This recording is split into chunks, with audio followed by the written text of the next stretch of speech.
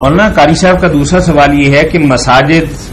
کے اندر نماز کا اور تراویح کا اہتمام ہونے کے باوجود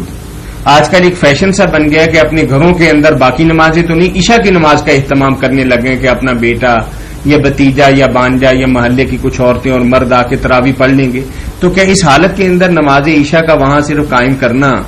مسجد کو چھوڑ کے اجتماعیت کے خلاف بات نہیں؟ ہاں، خلاف ایسے لوگوں کو چاہیے، اگر وہ چاہتے ہیں نا برکت کے لیے کہ گھر میں بھی کچھ پڑھیں تو فرض تو جو ہے نا وہ مسجد میں ہی پڑھیں، اس کے بعد کو حافظ انہوں نے رکھا تو گھر میں اگر یہ نوافل پڑھ لیں، جماعت کر لیں تو کوئی حرج نہیں، نوافل گھروں میں ہی زیادہ بہتر ہے، مگر فرض جو ہے وہ مسجد میں جا کر یہ نہیں ٹھیک ہے لوگ آگے لوگ جماعتیں کریں مسجد ہیں تو ویران ہو جائیں